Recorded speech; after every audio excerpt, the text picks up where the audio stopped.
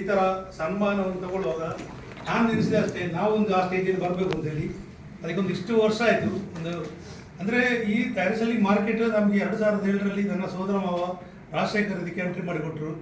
ನಾನು ಉದಯ ಸರ್ ಒಟ್ಟಿಗೆ ಜಾಯ್ನ್ ಆದದ್ದು. ಅದೇ ಸಮಯದಲ್ಲಿ ನಮ್ಮ ದಯಾನಂದ ಸರ್ ಪರಿಚಯ ಆದರು, ತುಂಬ ಜನ ಲೀಡರ್ ಪರಿಚಯ ಆದರು. ಮಾತ್ರ ಅದರಲ್ಲಿ ಗೊತ್ತಿಲ್ಲ, ಯಾಕೆಂತೇಳಿದರೆ ಇವರು ಹೇಳಿದ ಮಾರ್ಗ ಯಾರೆಲ್ಲ ಹೇಳಿದಾರೆಲ್ಲ ಟ್ರೈನಿಂಗ್ ಅಟೆಂಡ್ ಮಾಡಿದಲ್ಲದೆ, ದೊಡ್ಡ ದೊಡ್ಡ ಟ್ರೈನರ್ ಎಲ್ಲ ಬಂದು ಅಟೆಂಡ್ ಮಾಡಿದಲ್ಲದೆ ಅನುಭವ ದಿಕ್ಕಿದೆ ಅದರಲ್ಲಿ. ಮಾತ್ರ ಬಿಸ್ನೆಸ್ ತೆಗಿಲಿಕ್ಕೆ ಇನ್ಕಮ್ ತೆಗಿಲಿಕ್ಕೆ ಇನ್ಕಮ್ ತೆಗಿಲಿಕ್ಕೆ ಆಗಲಿಲ್ಲ. ಒಂದು ಲಾಸ್ಟ್ ಟೈಮ್ ಒಂದು 6,000 ಇದರಲ್ಲಿ ಒಂದು 6-7 ಸಾವಿರ ರೂಪಾಯಿ ಇನ್ಕಮ್ ಮಾಡಿರ್ಬೋದು ಅಷ್ಟಲ್ಲದೆ. ಅದರ ನಂತರ ನನ್ನ ಮ್ಯಾರೇಜ್ ಆಯಿತು. ಮ್ಯಾರೇಜ್ ಆದ ನಂತರ ಸಹ ಅದರಲ್ಲಿ ಹೋಗ್ತಾ ಇದ್ದೆ. ಒಂದು ಸ್ವಲ್ಪ ಫ್ಯಾಮಿಲಿ ಇದೆಲ್ಲಾಗಿ ಅದು ಬಿಟ್ಟಿತ್ತು. ಅದರ ನಂತರ ವಾಪಸ್ಸು ಒಂದು ಯುವತಾಂಶ ಅಂತೇಳಿ ದಯಾನಂದ ಸರ್ನ ಕ್ಯಾರಪ್ಪಲ್ಲಿ ಅದೊಂದು ಸಿಕ್ಕಿತ್ತು. ಅದನ್ನು ಸಹ ನಾವು ಕೊಂಡು ಹೋಗ್ತಿದ್ದೆವು. ಅದರಿಂದ ತುಂಬ ಹಣ ನಷ್ಟ ಆಗಿದೆ ಸಾಲದಾಗಿ. ಅದರ ನಂತರ ಈ ಡೈರೆಕ್ಷನ್ ಮಾರ್ಕೆಟ್ನ ಇನ್ನೊಂದು ಈ ಬ್ಯಾಟರ್ ಅಂತೇಳಿ ನಮ್ಮ ದಯಾನಂದ ಸರ್ ಇದನ್ನು ಆ್ಯಕ್ಚುಲಿ ಕರಿತಾ ಇದ್ದರು. ಒಂದು ಈಗ ಜಾಯ್ನ್ ಆಗೋ ಒಂದು 4-5 ದಿನ ಮೊದಲು ಕರಿತಿದ್ರು, ಪ್ರಕಾಶ್ ಸರ್ ಎಲ್ಲಿದ್ದೀರಿ ಬನ್ನಿ ಅಂತೇಳಿ. ನಾನು ಇಲ್ಲ ಸರ್ ಅಂದರೆ ಒಂದು ವರ್ಷ ಆದಷ್ಟು ಸ್ವಲ್ಪ ಸ್ಟ್ರಗಲ್ ಆಗಿತ್ತು. ಇಲ್ಲ ಸರ್ ನೋಡುವ ಅಂತೇಳಿ ಮತ್ತೆ ಅವರು 2 ಸರ್ತಿ ಕರೆದ್ರು. 3ನೇ ಸರ್ತಿ ಕರೆಯುವಾಗ ನಮ್ಮ ಮನೆ ಹತ್ರ ನಿಂತು ಕರೆದ್ರು, ಬನ್ನಿ ಕರೆದೆ. ಅದರ ಮೊದಲು ಈ ಪ್ರಾಡಕ್ಟ್ ನಾನು ಕಣ್ಣಾರೆ ನೋಡಿದ್ದು ಎಲ್ಲ, ಹೀಗೆ ನೋಡ್ತಾ ಇದ್ದೆ. ನಾನೇನೋ ಚಿಂತೆ ಮಾಡಿದ್ದೆ ಇದರ ಬಗ್ಗೆ, ಸುಮ್ಮನೆ ಅಂತ ನೆನೆಸಿಬಿಟ್ಟಿದ್ದೆ. ದಯಾನಂದ ಸರ್ ಬಂದ ನಂತರ ಮನೇಲಿ ಬಂದು ಎಲ್ಲ ಕೂತು ಮಾತಾಡೋ. ನಮ್ಮ ಮಿಸ್ಸಸ್ ಒಳಗೆ ನಾವು 6 ಗಂಟೆಗೆ ಹೊರಟದ್ದು. ಇವರು ಬಂದಾಗಲೂ ಶುರು ಮಾಡಿ ಏನಪ್ಪ ಶುರು ಮಾಡಿದೆವರು ಅಂತೇಳಿ ಹೊರಟರು. ಆ ಟೈಮಲ್ಲಿ ನನಗೆ 2ನೇ ಗಂಡು ಮಗು ಆಯಿತು. ಮಗುವಿನ ಹೆಸರು ಕೃಷ್ಣ ಅಂತೇಳಿ. ಇರ್ಬೋದು ನನ್ನ ಮಿಸ್ಸಸ್ಗೆ ತುಂಬ ಆಸೆ, ಒಂದು ಸ್ವಂತ ಮನೆ ಆಗ್ಬೇಕು ಅಂತೇಳಿ. ಹಾಗೆ ಒಂದು 6 ತಿಂಗಳಾಗಿದೆ ಮಗುವಿಗೆ. ನಾನು ಹೇಳಿದೆ ಎಷ್ಟೇ ಕಷ್ಟ ಆದ್ರಿಲ್ಲ, ಸ್ವಲ್ಪ ಊಟಕ್ಕೆಲ್ಲ ಕಷ್ಟ ಆಗ್ಬೋದು, ಹೊರಡುದು ಅಂತೇಳಿ. ಇದಕ್ಕೆ ತೆಗಿಲಿಕ್ಕೆ ಪೈಸೆ ಇಲ್ಲ ಇದ್ದು. ಇವರು ಒಂದು 7,790 ಇತ್ತು ಆ ಟೈಮಲ್ಲಿ, ಪೈಸೆ ಇಲ್ಲ. ಇವರು ಒಂದು ಮಾತು ಹೇಳಿದರು, ಸರ್ ರಿಸ್ಕ್ ತೆಗಿಲಿಕ್ಕೆ ಹೊರಟ್ರೆ ನೀವು ನೆಕ್ಸ್ಟ್ ಗ್ಯಾರಂಟಿ ಒಂದು ಲೆವೆಲಿಗೆ ಮುಟ್ತೀರಿ ಅಂತ ಹೇಳಿದರು.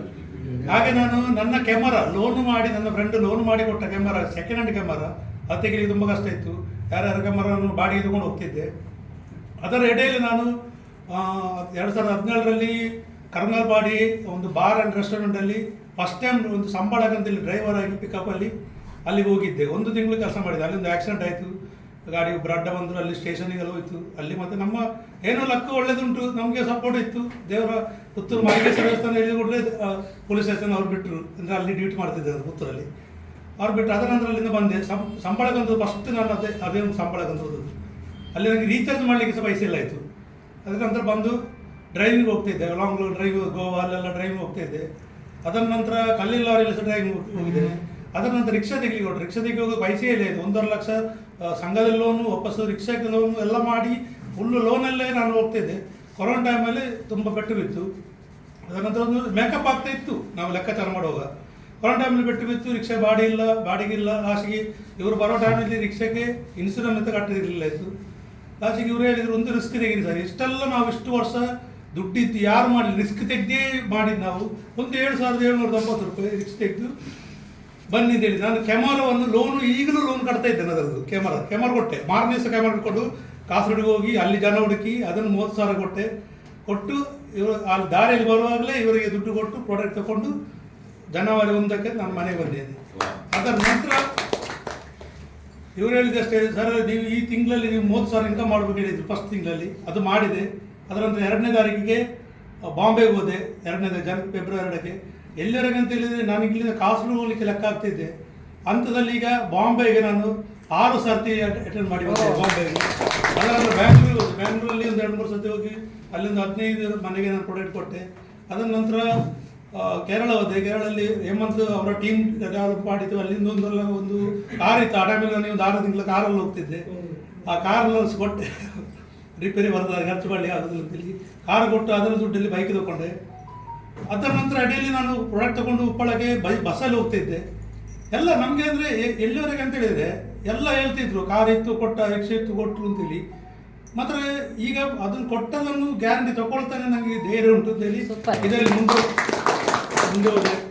ಎಲ್ಲ ಒಂದು ಕಂಪ್ಯೂಟರ್ ತಗೊಂಡಿದ್ದೆ, ಅದು ಕೊಟ್ಟೆ, ಎಲ್ಲ ಕೊಟ್ಟು ಮಾತ್ರ ಎಲ್ಲರಿಗೆ ಹೇಳೋದಷ್ಟೇ, ನಾವು ಮುಂದೆ ಹೋಗೋ ನಮಗೆ ಎಷ್ಟೋ ಜನ ನಮ್ಮ ರಿಲೇಟಿವ್ ಫಸ್ಟ್ ಆಫ್ ಆಲ್ ನಮ್ಮ ಮನೆಯಲ್ಲೇ ನಮಗೆ ನೆಗೆಟಿವ್ 100% ಬರ್ತದೆ. ಹಾಗೆ ಅಂತೇಳಿ ನಾವು ಅದನ್ನು ಹಿಂದೆ ಇರಬಾರ್ದು. ನನ್ನ ಫ್ಯಾಮಿಲಿಯಲ್ಲಿ ಎಷ್ಟೋ ಜನ ಎಲ್ಲರೂ ಹೇಳ್ತಾರೆ, ಅವ ಹಾಗೆ ಮಾಡಿದ್ದು ಹೀಗೆ ಮಾಡಿದ್ದು, ಅವನಿಗೆ ಟೆನ್ಷನ್ ಇಲ್ಲ, ಮನೆಯಲ್ಲಿ ಜನ ನೋಡಿಕೊಂಡಿದ್ದಾರೆ ಅಂತೇಳಿ. ಆದರೂ ನಾನು ಯಾವುದು ಬಿಡಲಿಲ್ಲ. ನನಗೆ ಸಪೋರ್ಟಾಗಿ ನಿಂತದ್ದು ನನ್ನ ಹೆಂಡತಿ. ಅವಳು ಹೇಳಿದಷ್ಟೇ, ಯಾರೆಂತ ಹೇಳಿ ನಮ್ಮ ಕೈ ನಮ್ಮ ಬದಲಿಗೆ ಅಂತ ಹೇಳಿದರು. ಅದರ ನಂತರ ಟ್ರೈನಿಂಗ್ ಸರ್ ಎಲ್ಲೆಲ್ಲ ಟ್ರೈನಿಂಗ್ ಹೇಳಿ ಎಲ್ಲ ನೋಡಿ ಅಲ್ಲಿ ನಮಗೆ ನಂಬಿರ ಸರ್ ಸಿಕ್ಕಿದ್ರು, ವಿಜಯ್ ಮೇಡಮ್ ಸಿಕ್ಕಿದ್ರು. ಫಸ್ಟ್ ನಾನು ಟ್ರೈನಿಂಗ್ ಅಟೆಂಡ್ ಮಾಡಿ ಇದೇ ಸ್ವಾಮಿ ಹಾಲಲ್ಲಿ ನಮ್ಮ ಯಶೋಧ ಸರ್ದಿಂದ ಫಸ್ಟ್ ಟ್ರೈನಿಂಗ್ 1 ತಿಂಗಳು ಸಿಕ್ಕಿದ್ದು. ಆಗ ಅವ್ರದ್ದು ಟೋಟಲ್ ಏನೋ ಸ್ವಲ್ಪ ಅಮೌಂಟ್ ಆದಷ್ಟೇ. ಹಾಗೆ ಅವರು ಸ್ಟೇಜಲ್ಲಿ ಹೇಳಿದಂತೇಳಿ ಇಷ್ಟೇ, ನಾನು ನಿಮ್ಮ ಟ್ರೈನರ್ ಆಗಿ ಬರಲಿಲ್ಲ, ಟ್ರೈನರ್ ಕಲಿತು ಬರಲಿಲ್ಲ, ನನ್ನ ಅನುಭವ ನಿಮಗೆ ಶೇರ್ ಮಾಡ್ತಾ ಅಂತ ಹೇಳಿದರು.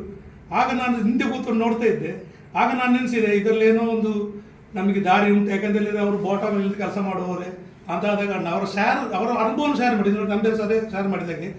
ಆಗ ನಮಗೆ ಆ ಒಂದು ಅನುಭವ ಸಿಕ್ಕಿದೆ. ಅಂದರೆ ಟ್ರೈನರ್ ಆಗಿ ಬರುವವರು ಎಲ್ಲ ಇಂಡಸ್ಟ್ರಿಯಲ್ಲಿ ಟ್ರೈನರ್ ಕಲಿತು ಬರುವುದು. ಅಂದರೆ ಸ್ವಲ್ಪ ಅದರಿಂದ ತೆಗೆದೆಲ್ಲ ಅವರು ಸ್ವಲ್ಪ ನಮಗೆ ಟ್ರೈನಿಂಗ್ ಕೊಡ್ತಾರೆ. ಇವರು 20 ವರ್ಷ ಡೈರೆಕ್ಷನಲ್ಲಿ ಮಾರ್ಕೆಟಿಂಗ್ ಅನುಭವ ಉಂಟು, ಅದನ್ನು ಫಾಲೋ ಮಾಡಿದೆ. ಈಗ ನಾನು ಸ್ವಲ್ಪ ಲೇಟ್ ಆದರೂ ನಂಬಿದರೆ ಎಲ್ಲ ಹೇಳಿದಾಗ ಅನುಭವವೇ ಪಾಠ ಅಂತ ಹೇಳ್ತಾರೆ. ಅದೆಲ್ಲ ಆಯಿತು, 1 ವರ್ಷ ಜರ್ನಿ ಆಯಿತು. ಅದು ಹೇಳ್ತಾರಲ್ಲ, ಲರ್ನಿಂಗ್ ಬರ್ನಿಂಗ್ ಅಂತ ಹೇಳಿದಾಗೆ ಅದೀಗ ಆಗ್ತಾ ಉಂಟು. ಇಲ್ಲದಾಗಿ ಆಗಿದೆ, ಎಲ್ಲರಿಗೂ ಗೊತ್ತಿಲ್ಲ, ಅದಾಗ್ತಾ ಉಂಟು. ಹಾಗೆ ಎಲ್ಲ ತುಂಬ ಖುಷಿ ಆಗ್ತದೆ. ಅಂದರೆ ಈ ಒಂದು ಸ್ಟೇಜಲ್ಲಿ ಇನ್ನೊಂದು ಸಾಲ ಹಾಕಿ ನನ್ನ ಮನೇಲಿ ಹೇಳಿ ಬಂದೆ ಬರುವಾಗ. ನನ್ನ ಮಿಸ್ಸಸ್ಸಿಗಾಗಲಿ ನನ್ನ ಮಗಳಾಗಲಿ ತುಂಬ ನನಗೆ ಒಳ್ಳೆ ಇದು ಮಾಡ್ತಿದ್ದಾರೆ. ಮತ್ತು ನಮ್ಮ ಎಲ್ಲ ಇವರು ಹೇಳಿದಾಗೆ ನಮ್ಮ ಟೀಮ್ ಬೇರೆ ಆದರೂ ಸಹ, ಈಗ ನಾರಾಯಣ ಸರ್ ಅವರ ಫ್ರೆಂಡ್ಸ್ ಸಿಕ್ಕಿದ್ರು, ಅವ್ರದ್ದು ನಾನು ಮಾತಾಡ್ತೇನೆ. ನಮ್ಮ ಮೇಡಮ್ ಮತ್ತು ಅವ್ರ ಥರ ನಾವೆಲ್ಲ ಅಂದರೆ ನಮ್ಮ ಇನ್ಕಮ್ನ ಬಗ್ಗೆ ನಾವು ಮಾತಾಡೋದು, ಬೇರೆ ಯಾರೇ ಆಗಲಿ ಅವರಿಂದ ಅನುಭವ ತುಂಬ ಸಿಗ್ತದೆ. ನಾನು ಹೇಳಿದಷ್ಟೇ, ಯಾರು ಬರ್ತಾರೆ ಅವರು ನಾವು ನೆಗ್ಲೆಕ್ಟ್ ಮಾಡಬಾರ್ದು, ಅವರಿಂದ ಸಹ ಅನುಭವ ತುಂಬ ಪಡೀಲಿಕೊಂಡು. ಅದೇ ರೀತಿ ನಮಗೆ ಲಾಸ್ಟ್ ಟೈಮ್ ಪುತ್ತೂರಲ್ಲಿ ಇಸಕ್ ಮತ್ತು ಸೆರಿಪು ಸಿಕ್ಕಿದ್ರು. ದೊಡ್ಡ ಲೀಡರ್ನವರು ಇದ್ದಾರೆ ಅಲ್ಲಿ, ದೊಡ್ಡ ಲೀಡರ್ ಅವರು. ಅವರನ್ನೆಲ್ಲ ಮ್ಯಾಟ್ರ್ ಮಾಡಿಕೊಂಡು ಹೋಗ್ತಿದ್ದೇನೆ. ಅದರೊಟ್ಟಿಗೆ ಇವರು ಸಿಕ್ಕಿದ್ರು, ಇವ್ರನ್ನ ಸ್ವಲ್ಪ ಉತ್ಸಾಹ ಮಾಡ್ತಿದ್ದೇನೆ. ಒಳ್ಳೆ ಸಹ ರೀತಿ ನನಗೆ ನನ್ನ ಅಸೋಸಿಯೇಟ್ನವರು ಒಳ್ಳೆ ಸಪೋರ್ಟ್ ಕೊಡ್ತಿದ್ದಾರೆ. ಅವರು ಸಹ ಹೇಳಿದಷ್ಟೇ, ಸರ್ ಅಂದರೆ ಇಸಕ್ಕಿಂತ ಸಹ ತುಂಬ ನಾನು ಕಲ್ತಿದ್ದೇನೆ, ತುಂಬ ಹಾರ್ಡ್ ವರ್ಕ್ ಮಾಡ್ತಾರೆ ಅವರು. ಸೆರಿಪು ಇರ್ಬೋದು, ಅದಕ್ಕೆ ತುಂಬ ನನಗೆ ಈಗ ಅಂತ ಹೇಳಿದರೆ ಈ ಮ್ಯಾಟ್ರಸ್ ಬಗ್ಗೆ ಹೇಳೋದಾದ್ರೆ, ಈಗ ಎಲ್ಲಿವರೆಗೆ ಅಂತ ಹೇಳಿದರೆ, ಈಗ ನೋಡಿ ಗೌರ್ಮೆಂಟ್ ಸಮೇತ ಇದಕ್ಕೆ ಯಾರ್ಯಾರ್ದು ಮ್ಯಾಗ್ನೆಟಿಕ್ ಸಪೋರ್ಟ್ ಮಾಡ್ತಾರೆ. ಯಾಕಂತ ಹೇಳಿದ್ರೆ ನೋಡಿ, ಆಕ್ಸಿಜನ್ ಅಂತ ಹೇಳೋದು ಬೇರೆ ಗ್ರಾಹಕ ಆಕ್ಸಿಜನ್ ಇಟ್ಕೊಂಡು ಹೋಗ್ತಲ್ಲ ಸರ್. ಈಗ ನಮ್ಮ ಭೂಮಿಯಲ್ಲಿ ಆಕ್ಸಿಜನ್ ಕಡಿಮೆ ಆಗ್ತಾ ಉಂಟು. ಆದ ಕಾರಣ ಈ ಪ್ರಾಡಕ್ಟ್ ಎಲ್ಲರೂ ತಗೊಳ್ಬೇಕು. ಒಳ್ಳೆ ರೀತಿಯ ಪ್ರಾಡಕ್ಟ್ ಬಗ್ಗೆ ನಾಲೆಜ್ ಕೊಡಲಿ, ರೆಡಿಯಾಗಿ ಕರೆಕ್ಟಾಗಿ ನಾಲೆಜ್ ಕೊಟ್ಟರೆ ರಿಟರ್ನ್ ನಮಗೆ ಅಲ್ಲಿಂದ ಉತ್ತರ ಬರಬೇಕು, ಉತ್ತರ ಸಹ ಕೊಡಲಿಕ್ಕೆ ಆಗ್ತದೆ ಪ್ರಶ್ನೆಗೆ. ಅದೇ ರೀತಿ ಇಲ್ಲಿ ನನಗೆ ಈ ಒಂದು ಅವಕಾಶ ಹೋಸ್ಟ್ ಕ್ಲಬ್ ಆಗಬೇಕು ತುಂಬ ಆಸೆ ಇತ್ತು. ಈಗ ಜಯಂತರು ಹೇಳಿದ್ದಾರೆ ಇನ್ನು 10 ಲಕ್ಷ ಕಳೆದವೆಲ್ಲ ಅಂತೇಳಿ. ನನಗೊಂದು ಅವಕಾಶ ಸಿಕ್ಕಿತ್ತು, ನಾನು ನೆನೆಸಿದ್ದೆ. ಆದ ಕಾರಣ ಎಲ್ಲರೂ ನಾನು ಹೇಳೋದಷ್ಟೇ, ಯಾರು ಬರಲಿ ಟ್ರೈನಿಂಗ್ ಮೀಟಿಂಗ್ ಯಾರು ಮಿಸ್ ಮಾಡಬೇಡಿ, ಯಾರು ಒತ್ತಾಯಕ್ಕಂತೆಲ್ಲ ಹೋಗಬೇಡಿ. ನಿಮ್ಮ ಇಷ್ಟ ಪ್ರಕಾರ ಬಂದ ಡೇಟ್ ನೋಡಿ ನೀವು ಆ ಟ್ರೈನಿಂಗ್ ಅಟೆಂಡ್ ಮಾಡಿ. ಅದೇ ರೀತಿ ಜಯಂತ್ ಸರ್ ಇರ್ಬೋದು, ನಿಷಾದ್ ಅಹಮದ್ ಇರ್ಬೋದು, ದಿನಾಕರ್ ಸರ್, ಅವರ 3 ಟೈಪಿನ ಟ್ರೈನರ್ ಅವರು. ಅದೇ ರೀತಿ ನಂಬೇರ ಸರ್ದೊಂದು ಅದೊಂದು ಟೈಪ್ ತುಂಬ. ದಯಾನಂದ ಸರ್ ನನಗೆ ಜೋರು ಮಾಡಿ ಅವರು ಜೋರು ಮಾಡ್ತಾರೆ, ಎಲ್ಲ ಮಾಡ್ತಾರೆ. ತುಂಬ ಸರ್ತಿ ನಾನು ಡಿಸ್ಟರ್ಬ್ ಆಗಿ ಹೊರಗೆ ಹೋಗ್ತದೆ. ನಿನ್ನೆ ಸೊಬ್ಬರು ಕರೆದ್ರು, ಒಳ್ಳೆ ಲೀಡ್ರು, ನಿಮಗೆ ಒಳ್ಳೆ ಕ್ವಾಲಿಟಿ ಬನ್ನಿ ಸರ್ ಅಂತ. ಇಲ್ಲ ಸರ್ ಅಂತ ಹೇಳಿದೆ ನಾನು. ಅಂದರೆ ಇಷ್ಟೊಳ್ಳೆ ಒಳ್ಳೆ ರೀಡಿ ಎಲ್ಲಿ ಸಿಗ್ಲಿಕ್ಕಿಲ್ಲ, ಇಷ್ಟು ಒಳ್ಳೆ ಕ್ಲಾಸ್ ಯಾರಿಗೆ ಎಲ್ಲಿ ಸಿಗ್ಲಿಕ್ಕಿಲ್ಲ, ಯಾವ ಟೀಮಲ್ಲಿ ಸಿಗ್ಲಿಕ್ಕಿಲ್ಲ, ಅದು ಅನುಭವ ನಮಗುಂಟು. ಆದ ಕಾರಣ ಇಲ್ಲಿ ಹೋಸ್ಟ್ ಕ್ಲಬ್ ಆಗಿ ನಿಂತಿದ್ದೇನೆ. ಇನ್ನೂ ಆದಷ್ಟು ಬೇಗ ಜೈನ್ಸ್ ಹೇಳಿದಾಗ ಕೋಟಿಂದ ಮೇಲೆ ಇನ್ಕಮ್ ಮಾಡಬಹುದು ಆಸೆ ಉಂಟು. ಅದೇ ರೀತಿ ಸ್ವಂತ ಒಂದು ಮನೆ ಆಗಬೇಕು ಅಂತ ಆಸೆ ಉಂಟು. ಅದೇ ಇರೋದು. ಯಾಕೆ ನನಗೀಗ ಅಷ್ಟು ಒಂದು ಮತ್ತು ಮಗಳಿಗೆ ಒಂದು ಎಜುಕೇಷನ್ ಇದೆಲ್ಲ ಕೊಟ್ಟು, ನನ್ನ ಮಗಳನ್ನು ಸಹ ನನ್ನ ಮಗಳದ್ದು ಸಹ ಹೇಳಿದ್ದೇನೆ, ಜಾಬ್ ಇಲ್ಲ ಟೆನ್ಷನ್ ಮಾಡಬೇಡ, ನೀನು ನನ್ನೊಟ್ಟಿಗೆ ಬರ್ಬೇಕು ಅಂತ ಹೇಳಿದ್ದೇನೆ. 18 ವರ್ಷ ಅಂತ ಟ್ರೈನಿಂಗ್ ಅಟೆಂಡ್ ಮಾಡೋದು ಬಂದಿದ್ದೇನೆ. ಅವಳನ್ನೊಂದು ನಾನು ವಿಜಯ್ ಮೇಡಮ್ನಾಗೆ ಆಗಬೇಕು. ಅವಳಿಗೆ ಆ ಕ್ವಾಲಿಟಿ ಉಂಟು, ಅವಳಿಗೆ ಆ ಕ್ವಾಲಿಟಿ ಉಂಟು, ಅವಳಿಗೆ ಒಳ್ಳೆ ಸಪೋರ್ಟ್ ಇದ್ದಾರೆ. ಅದೇ ರೀತಿ ಇನ್ನು ಮುಂದೆಯೂ ಎಲ್ಲ ಯಾರೆಲ್ಲ ಹೊಸ ಬರ್ತಾ ಇದ್ದಾರೆ ಅವರಿಗೆ ಒಳ್ಳೆ ರೀತಿಯ ಪ್ಲ್ಯಾನ್ ಕೊಟ್ಟು ಮುಂದೆ ಯಾವ ರೀತಿಯಲ್ಲಿ ಕೊಂಡೋಗ್ಬೇಕು ಅಂತೇಳಿ ಅದರ ಬಗ್ಗೆ ನಾಲೆಜ್ ತಗೊಂಡು ನನ್ನ ನಾಲೆಜನ್ನು ಇನ್ನೊಬ್ಬರಿಗೆ ಶೇರ್ ಮಾಡಿಕೊಂಡು ಮುಂದೆ ನಾನು ಸಹ ಬೆಳೀತೇನೆ, ಎಲ್ಲರನ್ನು ಬೆಳೆಸಬೇಕು ಅಂತೇಳಿ.